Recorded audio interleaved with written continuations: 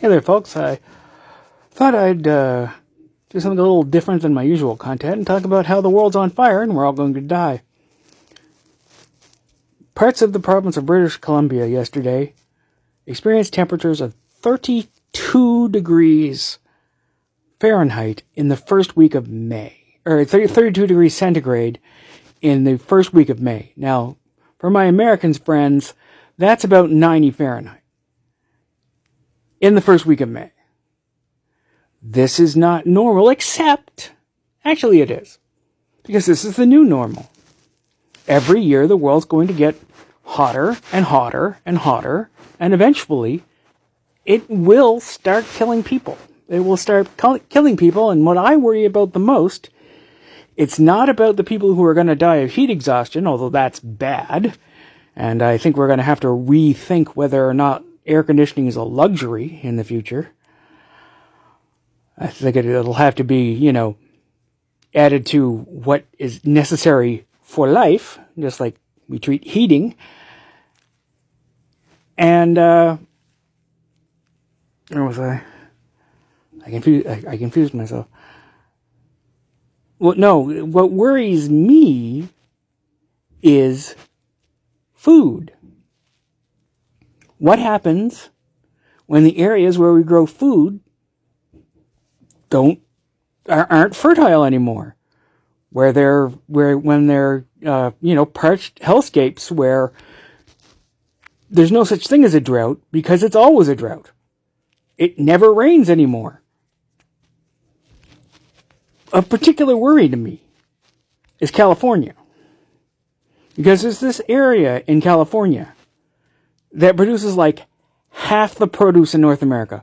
This one little area is so damn fertile that it basically feeds like half of this continent. And what happens when it can't do that anymore? Because if you'll notice, California is kind of towards the south part of the United States.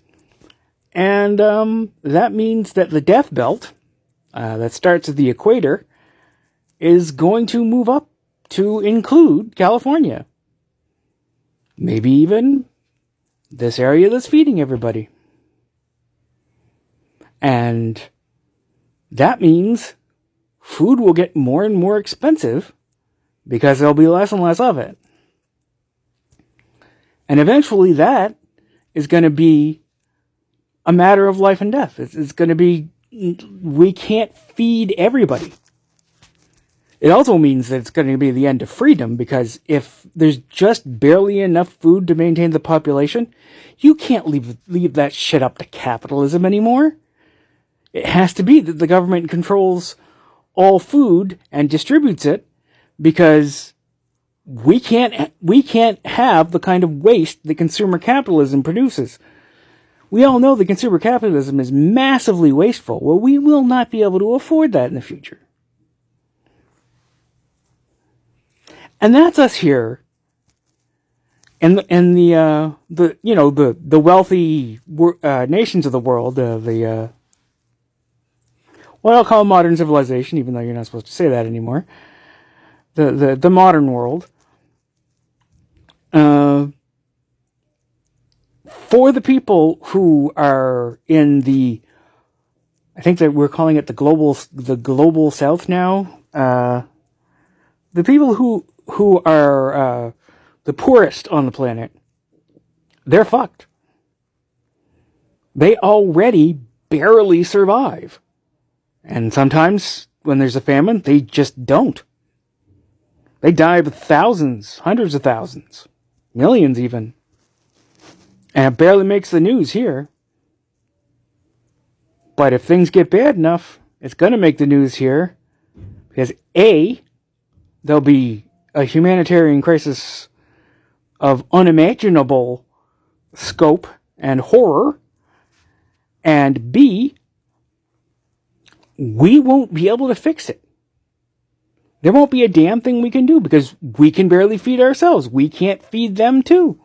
Again, we don't have any surplus anymore. Barely have enough to get to feed the people we have. We can't feed them too. So this is a lot more than just hot days. It's a lot more than just nasty forest fire seasons. It's a lot more than just high air conditioning bills. And higher sunscreen bills. No.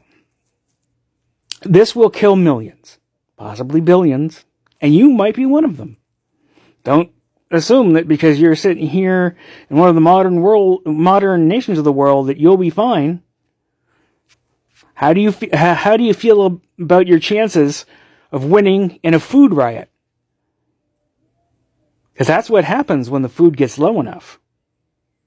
People fight each other for it and kill each other for it, because now it's not a matter of there's enough for everybody. Now it's a matter of whose family dies.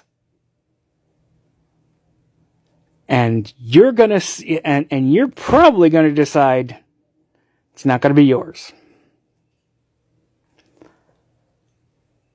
Anyhow, with that cheerful thought, I guess that's all for me for today, folks. I could go on and on, but this has already been depressing enough. So I guess that's all for me for today, folks. I will talk to you nice people again tomorrow. Bye-bye.